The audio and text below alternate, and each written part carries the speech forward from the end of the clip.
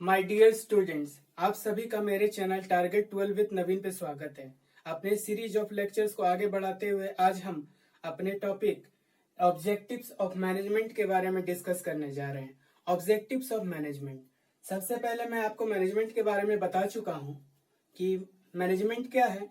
Human और physical resources को इस तरह से मैनेज करना कि ऑर्गेनाइजेशन अपने ऑब्जेक्टिव्स को फुलफिल कर ले, कैसे? Efficiently and effectively. जब कोई भी मैनेजमेंट इतना अपना एक्टिविटी परफॉर्म करता है तो उसका कुछ ना कुछ ऑब्जेक्टिव जरूर होता होगा।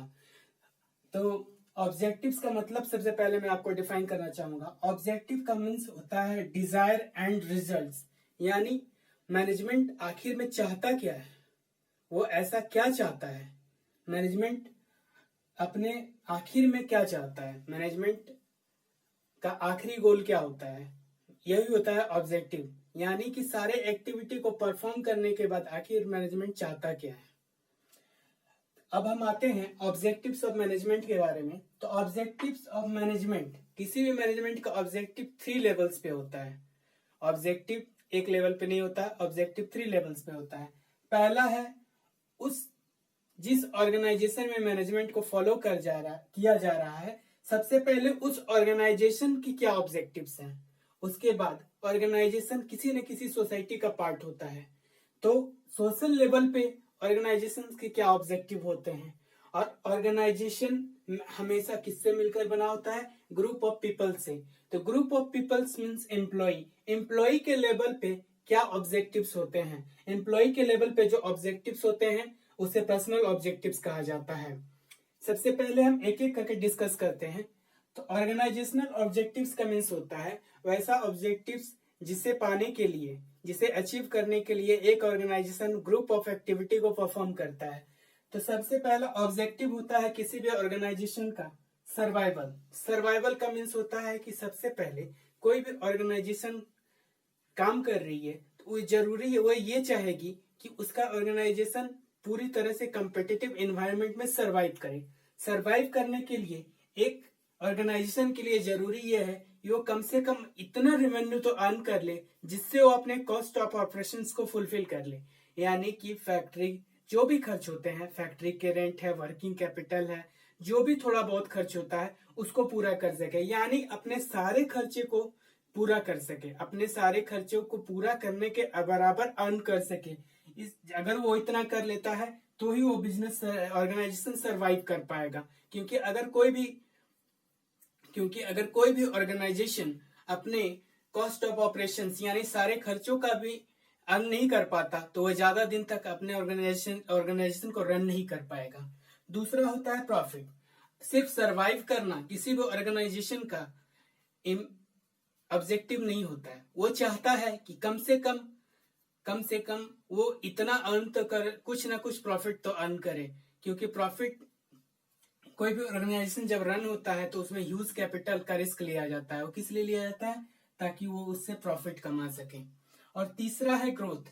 जब बिजनेस ऑर्गेनाइजेशन सरवाइव के स्टेज और प्रॉफिट अर्न करने के स्टेज को प्राप्त कर लेती है, यानी जब ऑर्गेनाइजेशन कुछ ना कुछ प्रॉफिट को अर्न कर लेती है तो वो अपने प्रॉफिट को क्या करती है, वो अपने बिजनेस को एक्सपेंड करती है, जिससे वो अपने ग्रोथ के ऑब्जेक्टिव को फुलफिल करती है। अब आते हैं हम लोग दूसरे लेवल पे, सोशल लेवल पे। सोशल लेवल पे अगर हम जाते हैं तो ऑर्गेनाइजेशन के एटलीस्ट 3 ऑब्जेक्टिव्स हैं, जो हैं quality goods at reasonable price. मैं यहाँ पे सिर्फ कीवर्ड्स लिखता हूँ, इसलिए आप लोग ये कभी मत सोचना कि मैं यहाँ पे छोटे छोटे वर्ड्स क्यों लिखता हूँ। मैं इसलिए लिखता हूँ क्योंकि मैं ये चाहता हूँ कि मेरे लेक्चर को देखने के बाद आप जब बुक पढ़ो तो आपको जल्द आसानी से लर्न हो जाए। इसलिए मैं आपसे ना रिटन प्रैक्टिस करवाता हूँ, ना मैं आपसे कीवर्ड्स नोट करने के लिए कहता हूँ। आप मेरे वीडियो को 1 से 2 बार देखो और उसके बाद बुक को पढ़ो। चलिए, सोशल ऑब्जेक्टिव्स में पहला ऑब्जेक्टिव है quality goods at reasonable price. क्योंकि ऑर्गेनाइजेशन क्या है? एक सोसाइटी का इंटीग्रल पार्ट है, यानी वो सोसाइटी को कुछ ना कुछ देना चाहता है। जब वो कुछ ना कुछ देना चाहता है तो वह ऑर्गेनाइजेशन का हमेशा एक पहला ऑब्जेक्टिव होता है कि वो जिस सोसाइटी में बिलोंग कर रहा है उस सोसाइटी को क्वालिटी गुड्स दे, वो भी कम से कम पैसे में। उसके बाद है ऑर्गेनाइजेशन क्या है? एम्प्लॉय ऑर्गेनाइजेशन सॉरी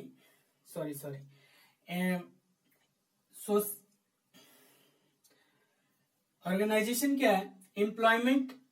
और ऑर्गेनाइजेशन क्या है? सोसाइटी का एक पार्ट है और उसे कुछ ना कुछ एम्प्लॉय की जरूरत होती है। अगर सोसाइटी के कुछ लोगों को अपने ऑर्गेनाइजेशन में एज ए एम्प्लॉय रखता है तो उन लोगों के लिए क्या एम्प्लॉयमेंट की अपॉर्चुनिटी प्रोवाइड करता है। मीन्स ऑर्गेनाइजेशन का ये भी सोसाइटी लेवल पे ये भी ऑब्जेक्टिव होता है कि वो ज्यादा से ज्यादा एम्प्लॉयमेंट को फॉर्म करे और ज्यादा से ज्यादा लोगों को एम्प्लॉयमेंट की अपॉर्चुनिटी प्रोवाइड करे। तीसरा आ जाते हैं protection of environment. Protection of environment का मीन्स होता है कि सोसाइटी हमेशा एक छोटा सा पार्ट होता है किसका? हमारे एनवायरमेंट का। एक सोसाइटी, एक ऑर्गेनाइजेशन जो होता है वो जो भी अपने इनपुट्स लेता है और वेस्ट को डिस्पोज करता है वो एनवायरमेंट से ही रिलेटेड होता है। इसलिए वो चाहता है कि वो कम से कम, उसका ये ऑब्जेक्टिव होता है कि वो एनवायरमेंट को कम से कम डैमेज करे, जितना कम से कम हो सके एनवायरमेंट को नुकसान पहुंचाए बिना वो अपने ऑब्जेक्टिव्स को फुलफिल करना चाहता है। अब आते हैं हमारे लास्ट टॉपिक पर्सनल ऑब्जेक्टिव्स पे। Personal objectives related to employees. Personal objective जो भी होता है वो पूरी तरह से एम्प्लॉयज को डेडिकेटेड होता है। पहला होता है गुड सैलरी। मीन्स आपके जो भी एम्प्लॉय काम कर रहे हैं उन्हें गुड सैलरी मिले, यानी वो जो भी काम कर रहे हैं उनके बदले उन्हें रिजनेबल सैलरी मिले। ऐसा डिस्क्रिमिनेशन ना हो on the basis of main women and child labour नहीं होनी चाहिए। उसके बाद आता है अपॉर्चुनिटी फॉर ट्रेनिंग, यानी कि जो भी एम्प्लॉय मान लीजिए काफी दिनों से काम कर रहा है तो उसके स्किल्स को इंक्रीज करने के लिए उसको ट्रेनिंग दिया जाए और ट्रेनिंग के बाद उन्हें प्रमोशन दिया जाए। और लास्टली हम देखते हैं हेल्दी वर्किंग कंडीशन।